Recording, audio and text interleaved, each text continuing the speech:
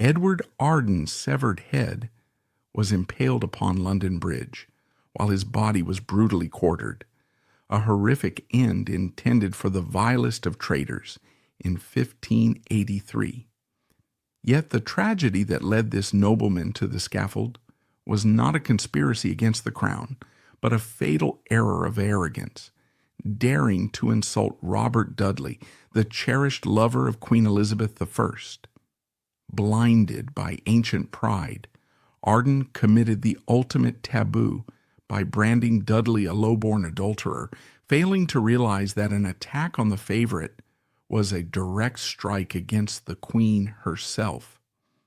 Elizabeth signed the savage execution warrant without hesitation, coldly using a nobleman's blood to cleanse the insult and protect the honor of the man she loved.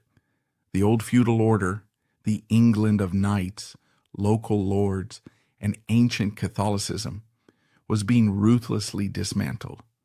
In its place rose a new centralized state, powered by new men.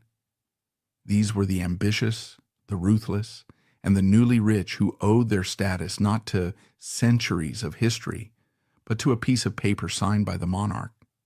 It was a collision of eras, the bedrock of the medieval past grinding against the tectonic plate of a modern, bureaucratic future.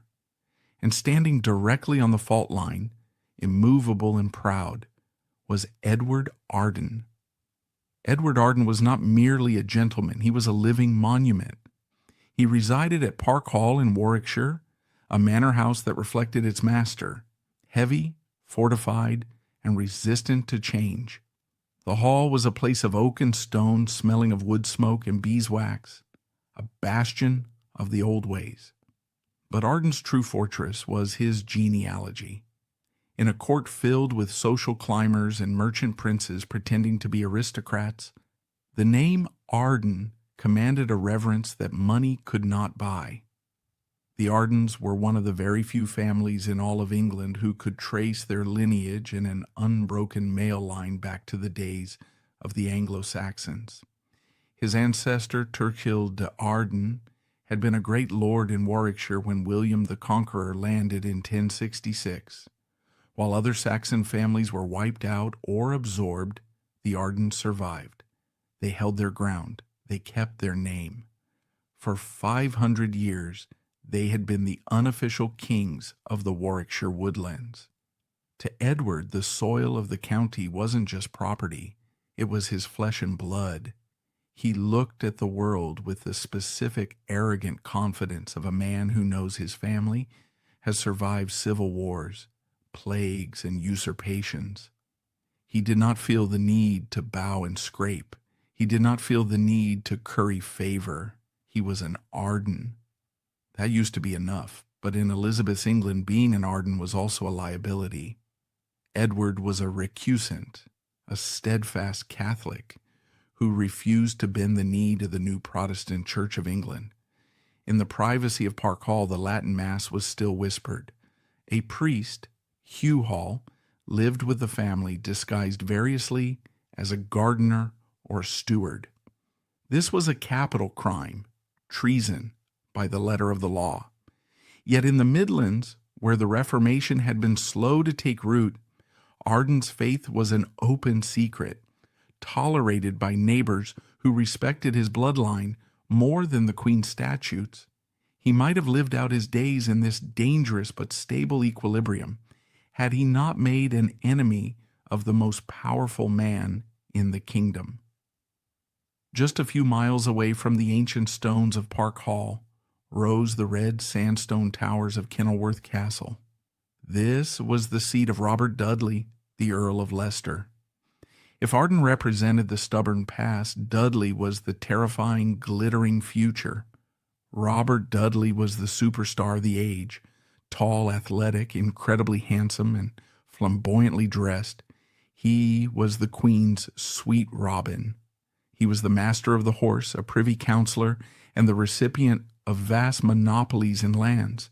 He was the sun around which the court orbited. But Edward Arden looked at Robert Dudley and saw filth. To a man of Arden's pedigree, Dudley was a parvenu, an upstart. a man of no breeding who had risen too high, too fast. The Dudley family history was a catalog of treason and overreach. Robert's grandfather, Edmund Dudley, had been executed by Henry VIII for extortion. Robert's father, the Duke of Northumberland, had been beheaded for trying to steal the throne for Lady Jane Grey. Robert himself had narrowly escaped the axe, spending his youth in the Tower of London.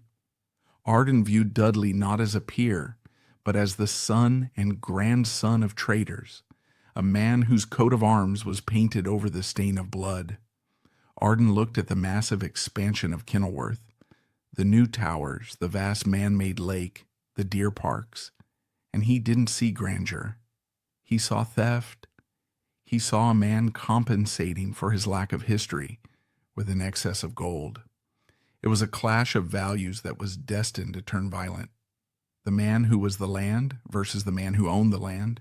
The tension between Park Hall and Kenilworth began as a simmer, a neighborly dispute that festered into a blood feud. It started, as these things often do, with boundaries. In the early 1570s, Dudley began aggressively expanding his estates.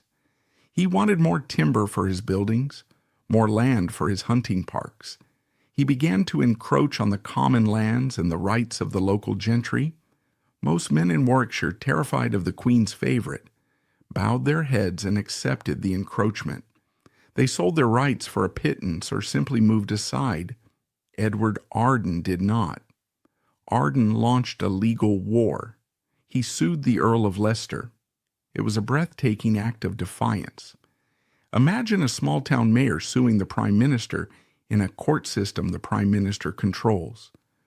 Arden wrote furious letters, contesting boundaries, arguing over timber rights, and publicly calling Dudley a tyrant who trampled on the ancient liberties of the English gentleman.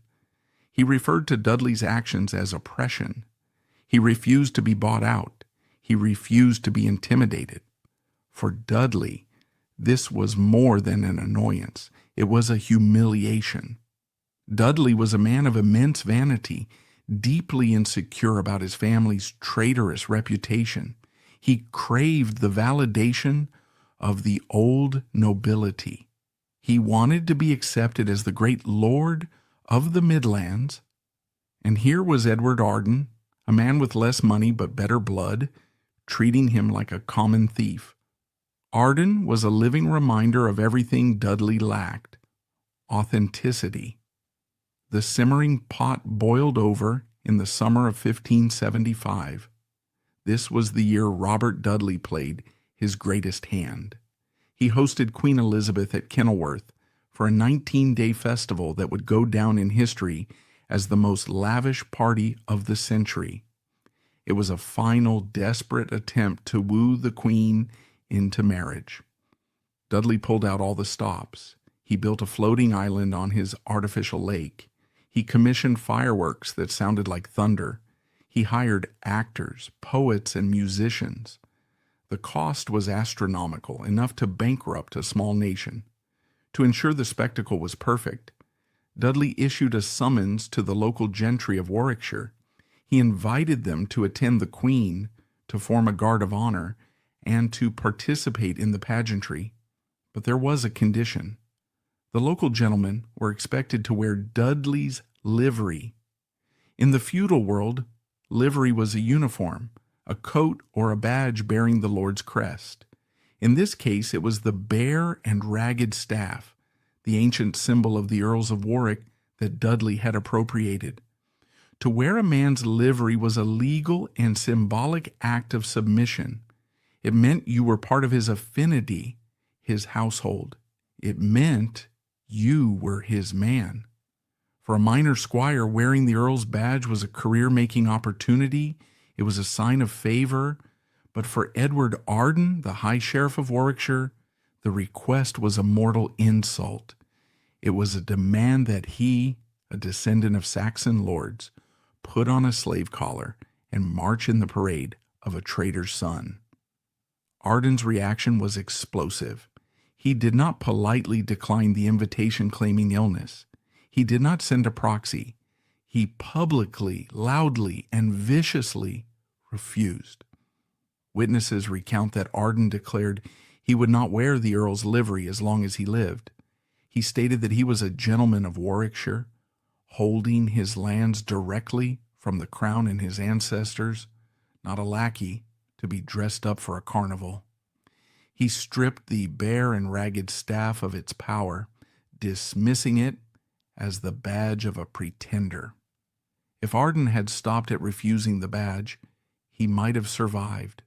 He would have been fined, perhaps briefly imprisoned for disrespect, but he would have kept his head. But Arden was a man possessed by the fatal pride of his caste. He could not just refuse, he had to destroy.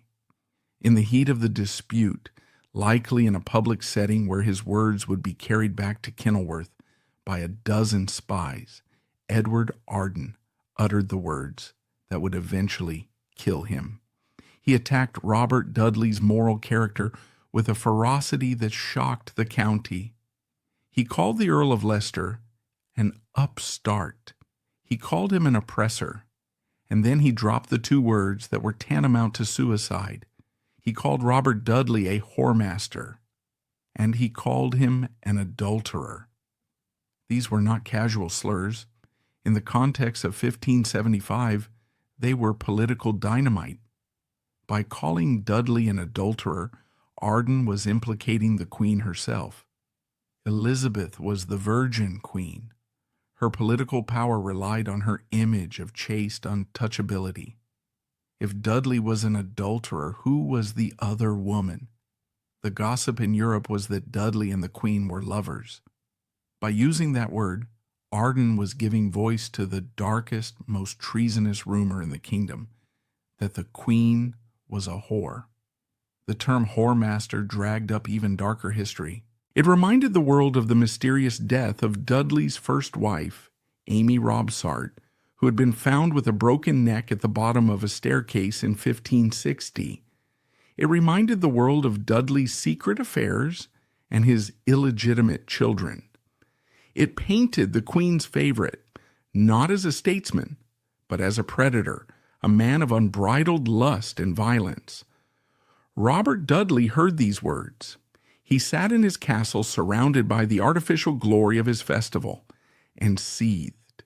He was the most powerful man in England, yet he could not silence this stubborn Catholic neighbor who looked down on him. Dudley knew he couldn't simply arrest the high sheriff for name-calling. It would look petty, and it would draw more attention to the insults. He needed something more. He needed a weapon that could shatter the Arden legitimacy completely. He needed to turn the proud gentleman into a filthy traitor. He would have to wait 7 years for his opportunity. But Robert Dudley was a patient man. He let the insult fester. He let the hatred deepen. And he watched Park Hall with the unblinking eyes of a predator. He waited for a slip. He waited for a mistake.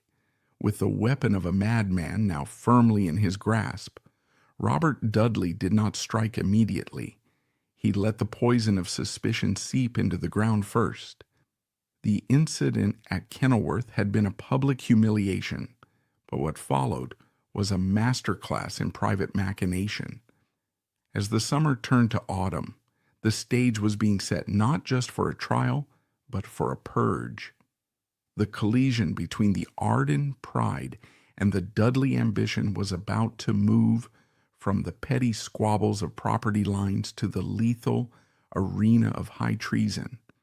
But to fully grasp the devastation that was about to be unleashed, we must look away from the castles of the mighty and peer into the mind of the man who would become the unwitting instrument of their destruction. To understand how the trap closed around Edward Arden, we must first breathe in the suffocating air of 1583.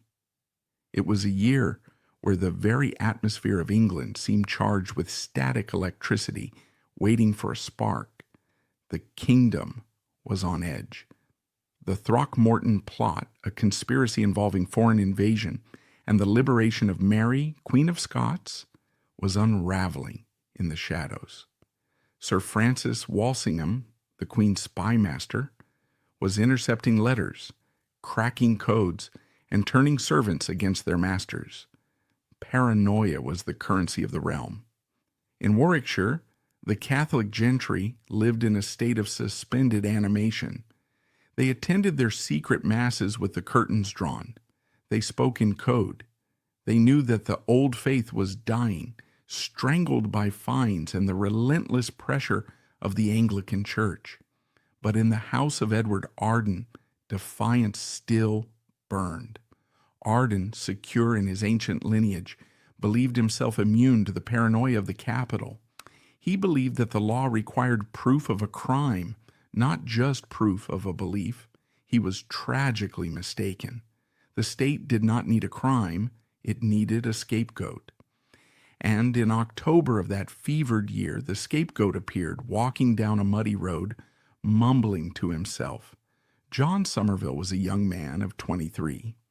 He was well-born, the master of Edstone Hall, and married to Margaret Arden, the daughter of Edward Arden. By all accounts, he should have been a happy, prosperous country squire. But inside John Somerville's head, a tempest was raging. Contemporary records describe him as distracted, furious, and plagued by heady thoughts. In the modern lexicon of psychiatry, we would likely recognize the onset of severe schizophrenia, or perhaps a manic depressive episode triggered by the intense religious pressure of his environment.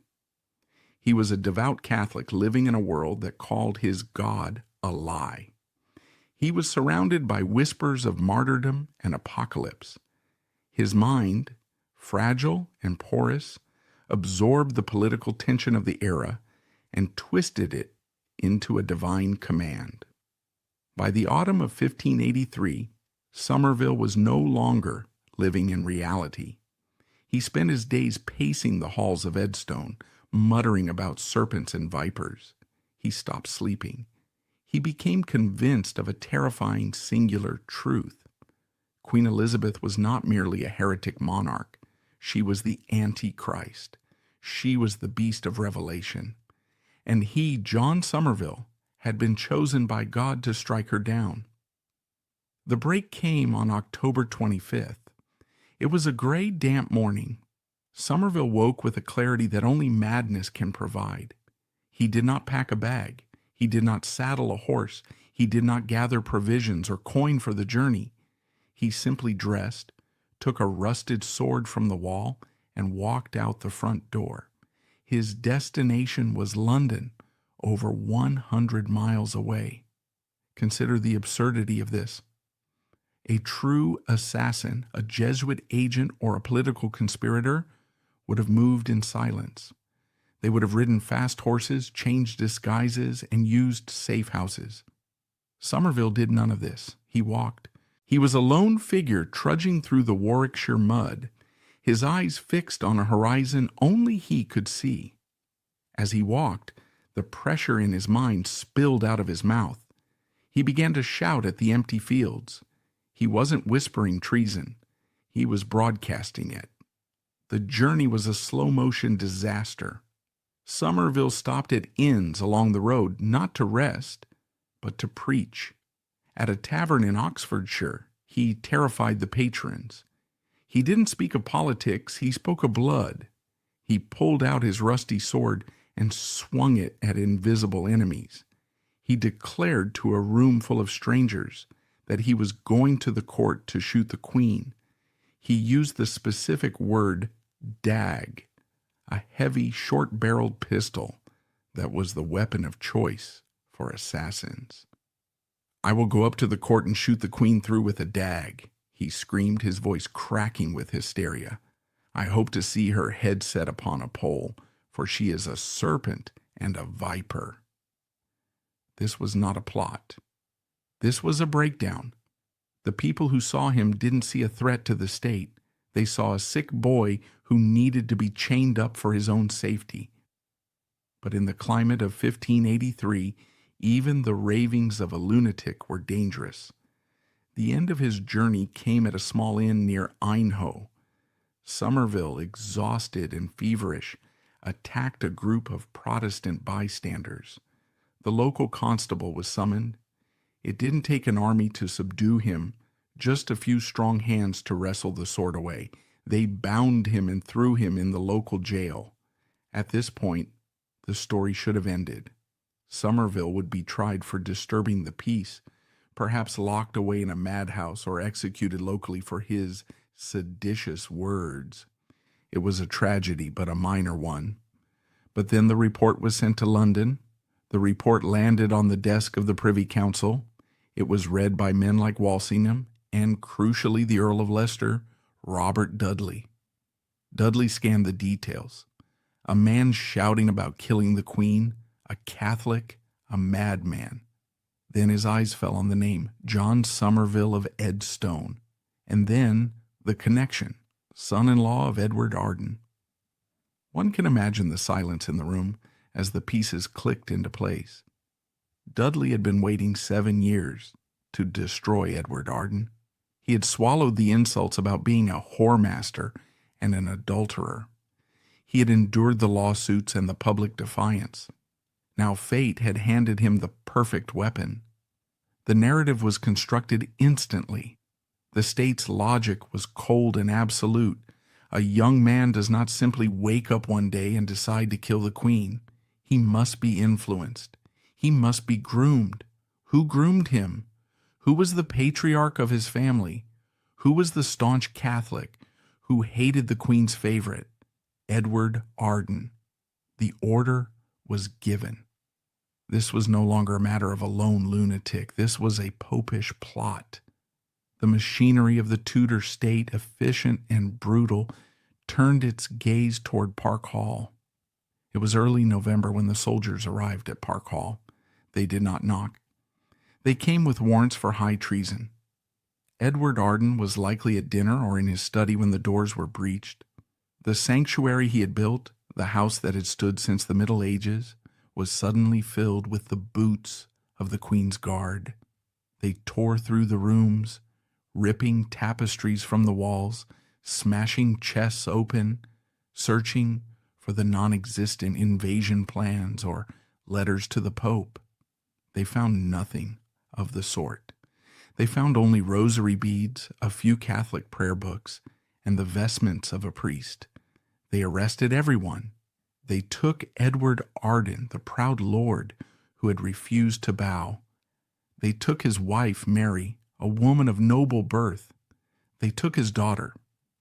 And trembling in the corner, disguised in his gardener's clothes, they found the prize, Father Hugh Hall. The family was dragged from their ancestral home. They were not taken to the local jail in Warwick. They were marched to London. The journey was a public humiliation. Arden, who had once ridden these roads as High Sheriff, was now paraded in chains, the mud of the road splattering the clothes he had worn with such dignity. They were thrown into the Tower of London. The Tower was not just a prison, it was an interrogation factory. The lieutenant of the Tower, Sir Owen Hopton, was an expert in breaking men, but the target of their fiercest attention was not Edward Arden, not yet. Arden was too tough, too proud. He would deny everything until his dying breath. The weak link was the priest. Father Hugh Hall was an old man. He had spent years living in fear, hiding in attics and priest holes. He was frail. The interrogators knew that if they could break the priest, they could hang the Lord. They took Hugh Hall down to the lower levels, to the room where the instruments were kept. They strapped the old priest to the rack, a simple, brutal frame designed to tear a man asunder. As the levers turned, the wooden rollers pulled his body in opposite directions until the silence of the dungeon was broken by the sickening pop of dislocating joints. Shoulders first, then hips. Ligaments snapped like dry twigs. They asked him about the plot. "There is no plot," Hall gasped. Somerville is mad. They turned the handle. The questioning continued for days. They didn't want the truth. They wanted a specific story. They wanted Hall to say that Somerville's madness was actually a holy mission. They wanted him to say that Edward Arden had blessed the enterprise. Under the agony of the rack, with his body broken and his spirit crushed, Hugh Hall finally gave them what they wanted. He whispered the lies that would sign Edward Arden's death warrant. He confessed that yes, Arden had known. Yes, Arden had said that killing the Queen would be a meritorious act. Yes, the madness of the son-in-law was a weapon forged by the father-in-law. The confession was scribbled down by a clerk. It was signed with a trembling hand. With the priest's confession in hand, the case was closed. It didn't matter that Somerville was clearly insane. It didn't matter that Arden had never left his house. The law of constructive treason was broad enough to catch them all. The indictment was drawn up. It charged that Edward Arden, Mary Arden, Hugh Hall, and John Somerville had compassed and imagined the death of the Queen. It claimed that they had conspired to kill and destroy Her Majesty and to subvert the estate of the realm. It was a masterpiece of legal fiction. It transformed a domestic tragedy into a national crisis. The trap was now perfectly laid. The madness of the son-in-law had been legally transmuted into the treason of the father-in-law, and the confession, extracted through the breaking of bones, provided the necessary script for the state to follow. Yet a confession in a dungeon is merely ink on paper. For the crown to make its point to the people of England, it needed a spectacle. The private agony of the Tower had to be dragged into the public light of the courtroom. As the winter fog settled over London, the machinery of justice began to grind toward its inevitable conclusion, moving the tragedy from the shadows of interrogation to the grand, terrifying theater of the Guildhall. On December 16th, 1583, the gray stone facade of London's Guildhall loomed out of the fog, swallowing the small procession of prisoners brought from the Tower.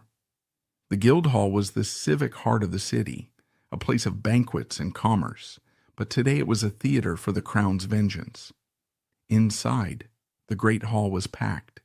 The air was thick with the smell of damp wool, unwashed bodies, and the sharp metallic tang of fear.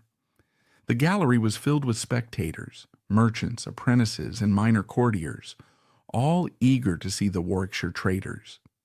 They had heard the rumors: a plot to shoot the Queen, a madman with a sword, a nest of popish vipers.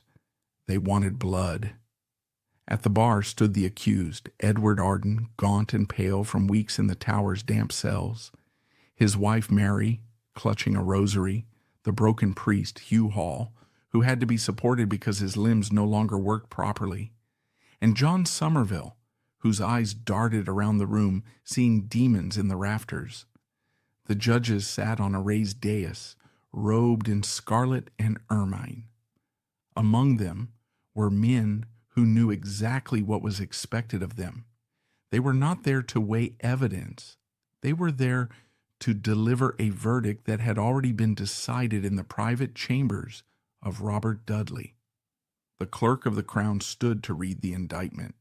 His voice boomed through the hall, reciting a list of crimes that sounded less like legal charges and more like a fever dream: that Edward Arden of Park Hall did traitorously compass and imagine the death of our sovereign lady the Queen, that he did incite and abet John Somerville to undertake a wicked enterprise against Her Majesty's person, that he did harbor and comfort Hugh Hall, a seminarist priest and enemy of the realm.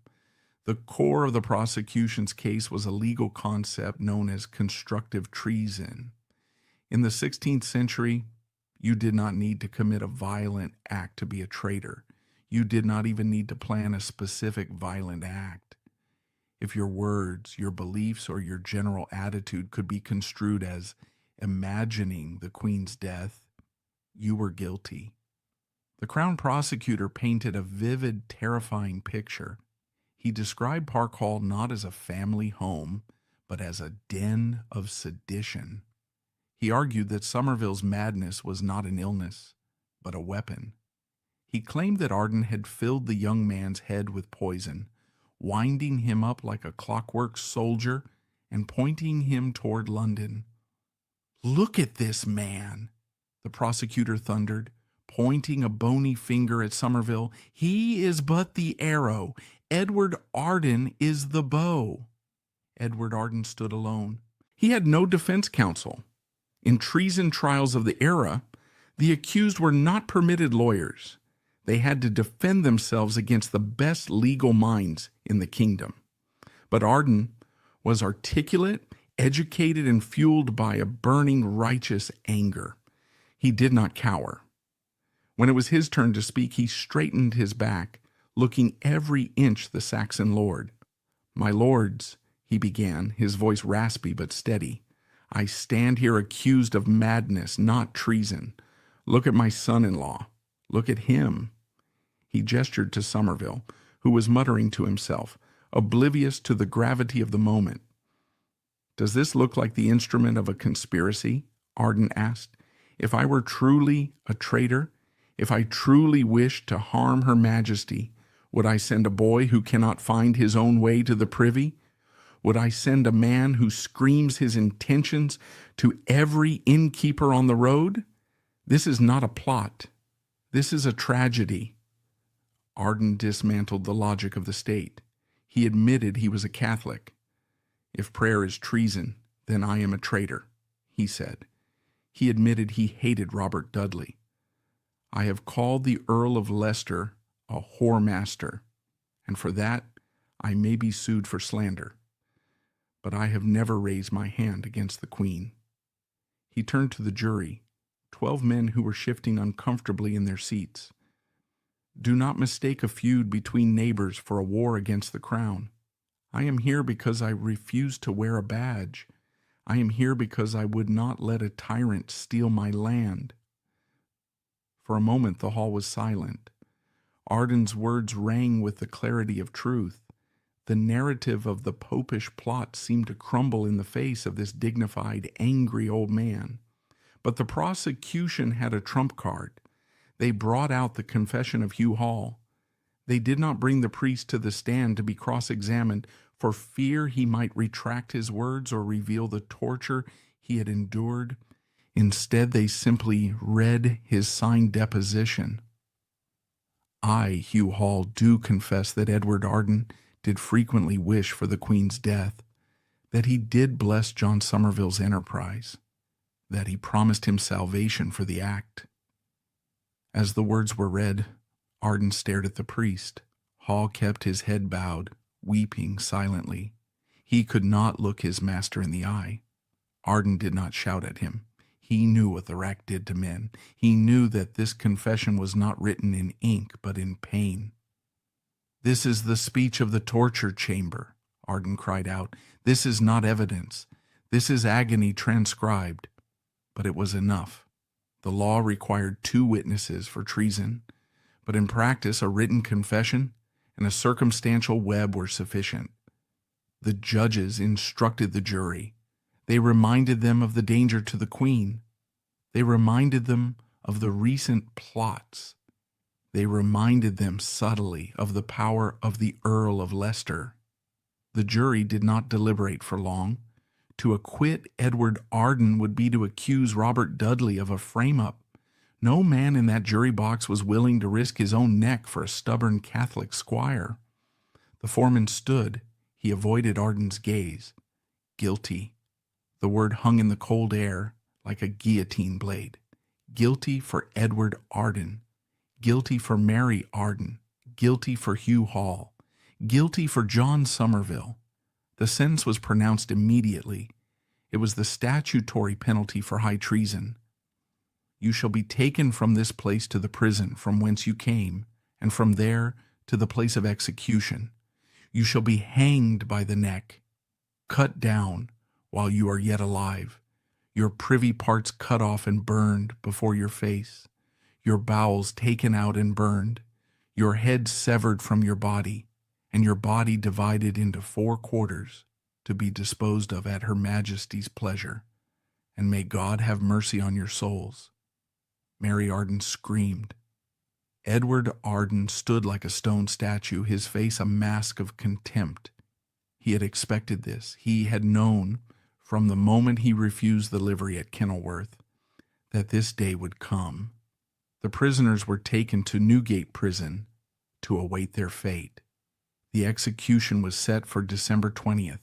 With the convenient death of John Somerville, the last unpredictable element of the drama had been removed. There would be no erratic outbursts on the scaffold, no raving contradictions to mar the solemnity of the state's vengeance. The narrative was sealed as tightly as the coffin of the young madman. Now only the final act remained, the physical destruction of the patriarch. As the long night in Newgate Prison gave way to a cold, iron-gray dawn, the focus shifted from the legal fiction of the courtroom to the brutal reality of the executioner's block. The time for words was over. The time for blood had arrived. The morning of December 20th, 1583, was bitter. A gray iron sky hung low over London, promising snow that would not fall, trapping the smoke of thousands of coal fires in the narrow streets. At the gates of Newgate Prison, the crowd had already gathered. They were not there for a celebration. They were there for the theater of death. Edward Arden was brought out in chains. He was not granted the dignity of walking to his death, nor the mercy of a cart. For a traitor, the punishment began the moment he left his cell. He was bound to a hurdle, a flat, rough wooden sled or wicker panel, lacking wheels, designed to be dragged directly over the cobblestones. He was laid on his back, his wrists tied fast. A horse was hitched to the front of the hurdle. When the beast lurched forward, Arden's head snapped back against the wood. The journey to Smithfield was a mile of torture. The sled scraped and bounced over the uneven streets, through the freezing mud and the filth of the open sewers. The crowd pressed in tight. Some jeered, shouting "Papist" and "Traitor." Others, seeing the white hair and the noble bearing of the man, fell silent, sensing that this was not a common criminal meeting his end. Arden stared up at the sky, his body bruising with every jolt. He passed the familiar landmarks of the city he had known as a gentleman, the shops where he had bought velvet, the inns where he had drunk wine. Now he was meat being dragged to the butcher. Smithfield was a vast open space, traditionally used for livestock markets and tournaments, but its most famous crop was human ash and blood. It was here that Bloody Mary had burned the Protestants. It was here that the state now purged its enemies. In the center of the square stood the gallows, 2 upright beams and a crossbar. Beneath it, a ladder. Beside it, a large fire was already roaring, the flames licking at a cauldron of boiling water. A butcher's block sat nearby, stained dark from previous uses. The executioner, a man whose face was hidden or averted, stood ready with his tools, a long knife, a cleaver, and an axe. Arden was untied from the hurdle. He stood up, shaking the mud from his clothes. He was bruised and stiff, but he refused the help of the guards. He walked to the foot of the ladder. A silence descended on Smithfield. The crowd waited for the dying speech. It was customary for the condemned to confess their sins, praise the Queen, and accept their punishment as just. This was the script the state required.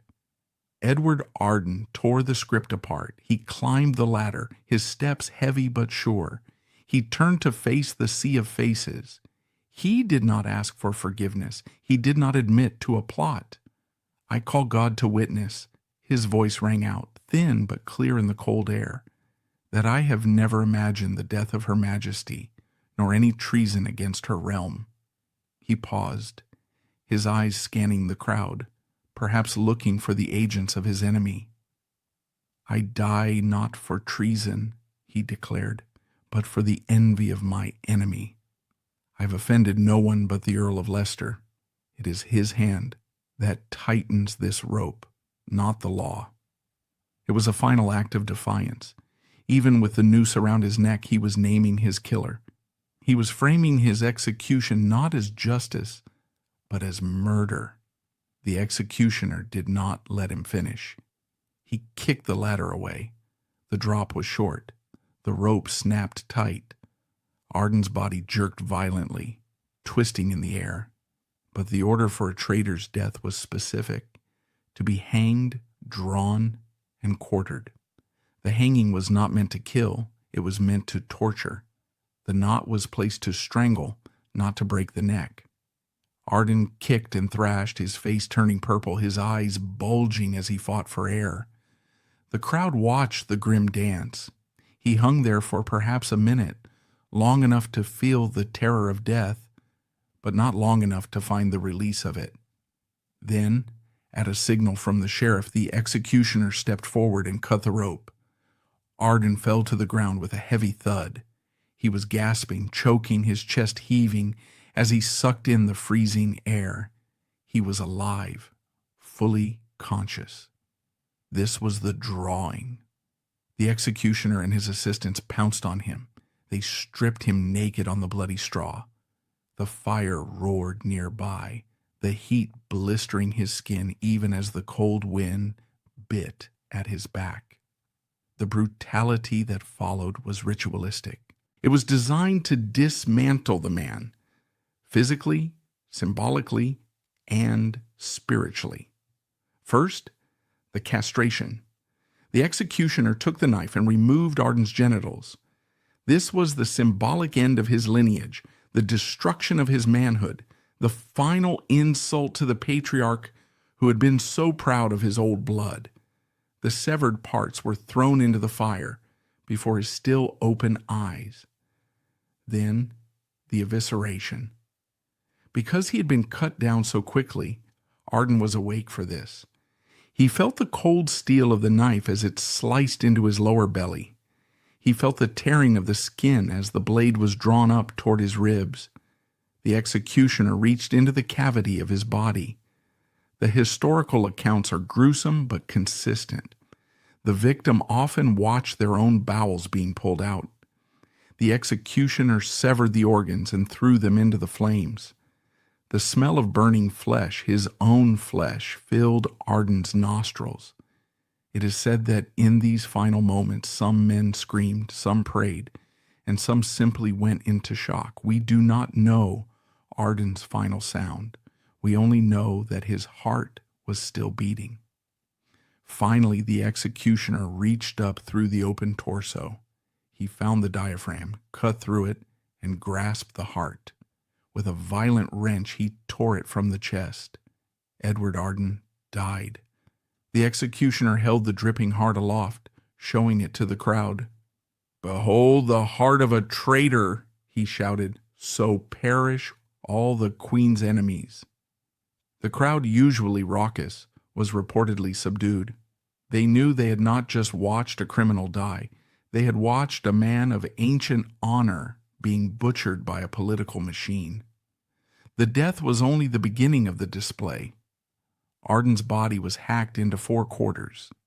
The limbs and torso were thrown into the cauldron of boiling water, seasoned with cumin and salt, not for flavor, but to preserve the meat from the birds and the rot, so that it could stay on display for longer. These quarters were then nailed up at the gates of the city, Aldgate, Moorgate, Bishopsgate, as a warning to any other Catholics who might think of defying the new men. But the head was the prize. It was dipped in tar to blacken and preserve it. It was taken to the southern gatehouse of London Bridge. There, amidst the forest of spikes that decorated the entrance to the city, the head of Edward Arden was impaled. It was placed deliberately. It sat right next to the rotting skull of the Earl of Desmond, another rebel noble. It stared blindly back toward Warwickshire, back toward Park Hall, back toward the land that had been stolen. The physical destruction of Edward Arden was complete. His heart had been burned, his body quartered, and his head raised as a grisly sentinel over the Thames. In the eyes of the court, the matter was closed, a traitor punished, a lesson taught. But terror has a way of seeping into the soil, poisoning the roots of a community long after the executioner has wiped his blade. While London moved on to its next scandal, the shockwave of Smithfield rolled back to the quiet woodlands of Warwickshire. It did not result in an uprising of swords, but in a retreat into silence, a silence in which a young, observant kinsman began to understand that the true history of his age was being written not in laws, but in blood. When the news of the butchery at Smithfield reached Warwickshire, it did not arrive with a scream, but with a terrified silence. The execution of Edward Arden was a seismic event that shook the very foundations of the local society. For centuries, the Arden name had been a shield. Now it was a target. The message from London was clear. If the head of the ancient house of Arden could be gutted like a pig for insulting the Queen's favorite, no one was safe. The local gentry, both Catholic and Protestant, retreated behind their high walls. They burned their letters. They dismissed their servants who might be spies. The old faith went deeper underground. The priests who had once moved with relative freedom now vanished into the priest holes, tight, suffocating hiding places built behind fireplaces and under staircases. Park Hall, once the seat of defiance, became a carcass. The Crown's agents stripped it bare. The tapestries, the silver, the livestock, everything of value was seized to pay for the costs of the trial and execution.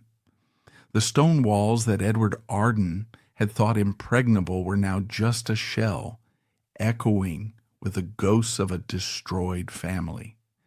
His widow Mary was left to wander the empty rooms, a living testament to the cruelty of the Earl of Leicester.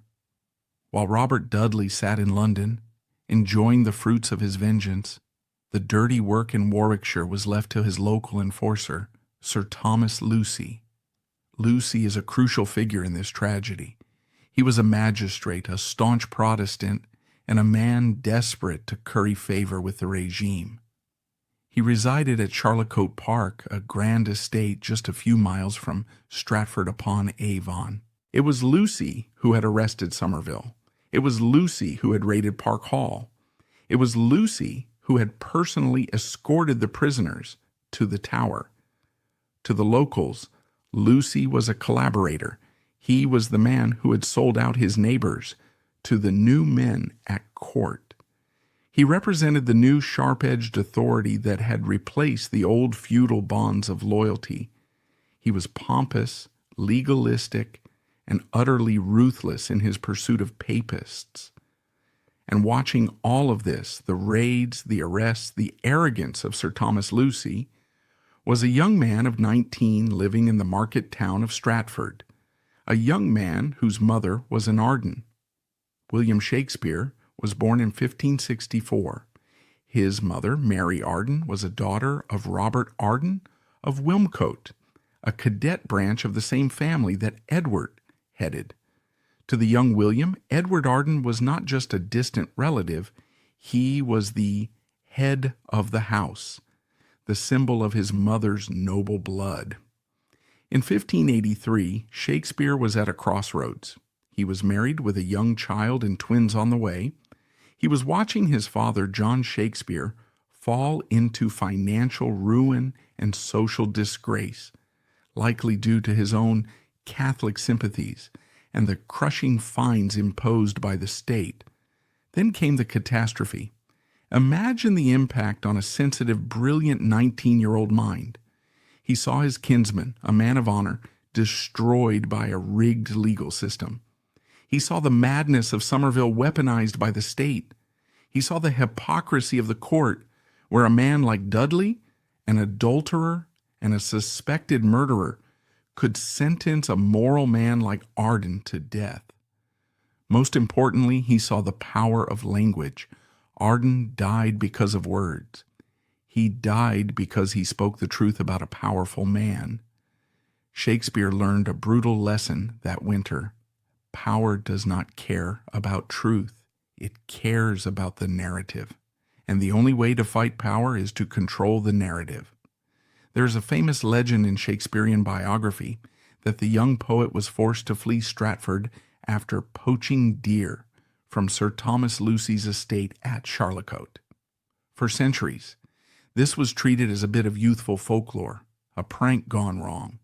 But in the light of the Arden execution, the deer poaching story takes on a darker, more political hue.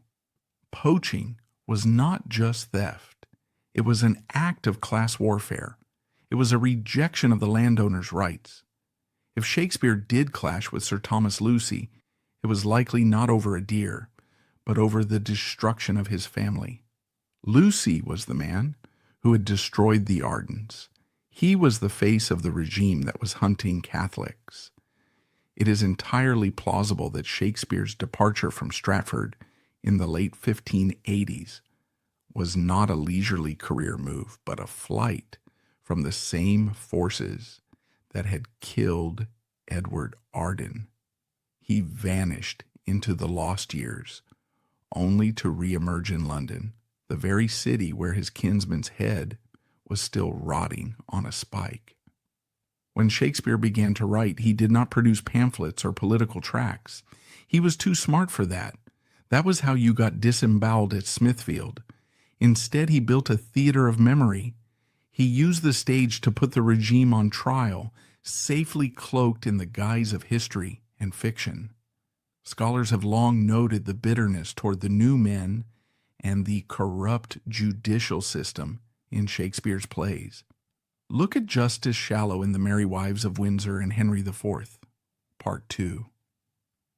Shallow is a bumbling, corrupt, self-important country magistrate who boasts of his authority and misuses the law. It is widely accepted that Shallow is a caricature of Sir Thomas Lucy. Through this character, Shakespeare took the man who had terrified Warwickshire and turned him into a laughingstock for the London crowds. It was a revenge more lasting than any sword strike. Look at Hamlet. A young prince returns home to find his father murdered and his mother remarried to a usurper. The court is a prison filled with spies, Rosencrantz and Guildenstern, who report to a corrupt authority. The theme of madness, real versus feigned, runs through the play. Is it a coincidence that Shakespeare wrote this while remembering John Somerville, the madman whose insanity was manipulated by the state to destroy a family? Look at King Lear. It is a play about the destruction of an old order, about a king stripped of his dignity, wandering in a storm, while ruthless, ambitious younger men and women tear the kingdom apart for profit. It is the story of the Ardens writ large. The ghost of Robert Dudley haunts the plays as well. In the history plays, Shakespeare frequently depicts the tension between the ancient nobility and the ambitious climbers. In Richard III and the Henry VI trilogy, the character of the Duke of Suffolk is portrayed as an arrogant, manipulative lover of the Queen, a man who rules the country through his influence over the monarch, bypassing the law. The parallels to Dudley and Elizabeth are striking. Shakespeare was writing in a minefield. He had to be careful. But for those who knew the code, for the Catholic gentry, for the survivors of the old families, the message was clear. Shakespeare was mourning the England that Edward Arden had died for. He was documenting the trauma of a world where honor was replaced by policy. While Shakespeare began the slow alchemical process of turning his family's tragedy into art, the architect of that tragedy, Robert Dudley, was discovering that vengeance comes with a price. He had won the battle for Warwickshire, crushing the ancient Arden name under the heel of his influence. But he had underestimated the cosmic balance of justice. History often punishes the victor more cruelly than the victim. And as the 1580s wore on, the great Earl of Leicester would find that while he could kill a man, he could not kill the curse that seemed to rise from the blood-soaked cobbles of Smithfield. The final chapter of this saga belongs not to the rising poet, but to the falling lord. The snows of 1583 melted into the mud of 1584, washing away the blood at Smithfield, but the stain on the soul of England remained. Robert Dudley, the Earl of Leicester, had achieved his perfect victory. He had crushed the Ardens. He had silenced the man who called him a whoremaster. His crest, the bare and ragged staff, was now feared more than the royal lion in the Midlands. But victory in the Tudor court was a perishable commodity. Almost immediately after the execution of Edward Arden, the atmosphere around Dudley began to sour. He had expected the execution to solidify his power. Instead, it had exposed his cruelty. The whispers in the court corridors changed. Men no longer looked at him with envy, but with a cold, calculating wariness. If he could butcher a man like Arden, a man of such ancient lineage, over a personal insult, who was safe? The Queen herself, Elizabeth I, was astute. She knew when her favorites had gone too far. Though she had signed the death warrant, she reportedly grew cool toward Dudley in the month that followed. She hated scandal, and the Arden affair was becoming a quiet, festering scandal. But the true retribution for Robert Dudley would not come from the Queen. It would come from fate itself. Dudley's greatest ambition was not just power for himself, but the establishment of a dynasty. He was desperate for a legitimate heir to carry on the Dudley name, to wash away the treason of his father and grandfather. He had married Lettice Knollys in secret, risking the Queen's wrath. In 1581 they had a son, Robert, styled as Lord Denbigh. The boy was the apple of Dudley's eye. He was known as the noble imp. He was healthy, strong, and destined for greatness. He was the vessel into which all of Dudley's stolen lands and accumulated titles would be poured. In July 1584, less than 7 months after Edward Arden was disemboweled, tragedy struck the house of Dudley. The noble imp, just 3 years old, suddenly fell ill at Wanstead. The best physicians in England were summoned. They bled him, they purged him, they prayed over him. Nothing worked. On July 19th, 1584, the boy died. The devastation of Robert Dudley was total. He locked himself in his chambers. The man who had watched his enemies die without blinking now wept uncontrollably for his lost son. To the Catholic underground, to the surviving Ardens, and to the common people of Warwickshire, this was not a medical tragedy. It was divine judgment. It was the curse of the Ardens. They whispered that the blood of the innocent man at Smithfield had cried out to heaven, and God had taken Dudley's heir as payment. The bare and ragged staff was broken. Dudley would never have another legitimate child. The dynasty he had killed for, the legacy he had built on the ruins of the Arden family, died in a nursery in Wanstead.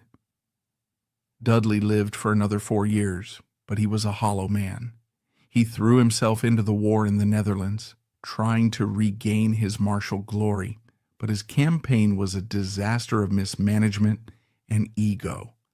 He returned to England in 1587, older, fatter, and increasingly isolated. In 1588, the year of the Spanish Armada, he had a final moment of glory, riding beside the Queen at Tilbury. But as he traveled to Buxton to take the waters for his failing health, death found him. He died on September 4th, 1588, at Cornbury Park in Oxfordshire. It was a lonely death. He had no heir to hold his hand. His wife, Lettice, whom he had married for passion, was already moving on. She would marry a much younger man shortly after. When the news of his death reached the court, there was no great outpouring of grief. The queen locked herself away for a few days, keeping his last letter in her bedside box, marked his last letter. But the court moved on instantly. His massive estates were seized by the crown to pay his staggering debts. Kenilworth Castle, the site of the lavish party where Edward Arden had refused the livery, began its slow decline into ruin. The man who had tried to be king of the Midlands was gone. He left behind no dynasty, only a crumbling castle, and a reputation stained by the blood of his neighbors. While the House of Dudley collapsed, the women of the Arden family were fighting a different kind of war. Mary Arden, Edward's widow, was left in a desperate position. Her husband was a convicted traitor. By law, all his property was forfeit to the crown. She was homeless, branded, and destitute. But Mary Arden had the same steel in her spine as her husband. She did not fade away. She petitioned the crown. She used every connection she had left. She argued that the lands were entailed, that they belonged to the family trust, not to Edward personally, and therefore could not be seized. It was a long, grinding legal battle. She was fighting the very men who had killed her husband, but remarkably, she won concessions. She managed to recover some of the family lands. She secured a small inheritance for her remaining children. And then there was Margaret Somerville, the widow of the madman John. She was young, with children to feed. Her husband's suicide had technically saved his property from confiscation, since he wasn't convicted, but the state tried to seize it anyway. Margaret fought back. She navigated the treacherous waters of Elizabethan probate law, facing down the same judges who had condemned her family. These women were the unsung heroes of the aftermath. They rebuilt the foundations of the family brick by brick.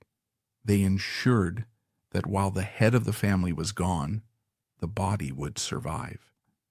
The name Arden did not die at Smithfield. It went dormant like a seed in winter. The male line of Edward Arden continued, though diminished. His son, Robert Arden, eventually regained Park Hall, but the family never recovered its former glory. They remained quietly Catholic, paying their fines, staying out of politics, living in the shadow of the great tragedy. But the true resurrection of the Arden spirit happened in a different sphere entirely. We return to the young kinsman, William Shakespeare. In 1596, 12 years after the execution, William Shakespeare's only son, Hamnet, died at the age of 11. It was a crushing blow, mirroring the loss of Dudley's son. But unlike Dudley, Shakespeare had a way to transmute his grief into immortality. Shortly after his son's death, Shakespeare applied to the College of Arms for a coat of arms for his father, John. This was a significant move. It was an attempt to restore the gentle status of the Shakespeare family. The design he chose is telling.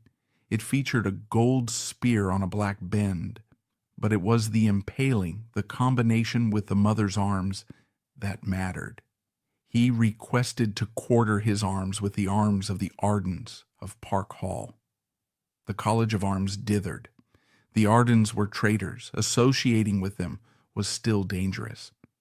But Shakespeare persisted. He wanted the world to know that he was of that blood. He wanted the badge of the traitor to be elevated to the badge of the gentleman. Although the quartering was never officially finalized in the records, likely due to political caution, Shakespeare used the Arden connection throughout his life to assert his status.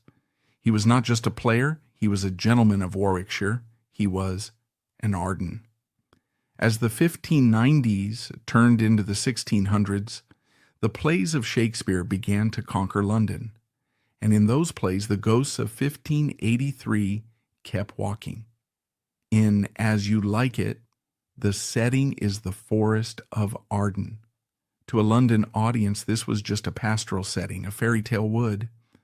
But to William Shakespeare, the forest of Arden was real. It was the ancient woodland of his mother's family. It was the land that Edward Arden had died to protect. In the play, the good Duke Senior is banished to the forest by his usurping brother Duke Frederick. The rightful ruler is forced to live in exile, in the woods, with a band of loyal followers. Hath not old custom made this life more sweet than that of painted pomp? Are not these woods more free from peril than the envious court?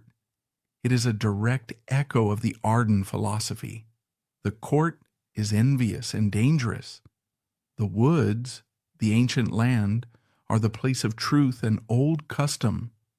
Shakespeare was rewriting the reality of Warwickshire. In his play, the usurper repents and the rightful duke is restored.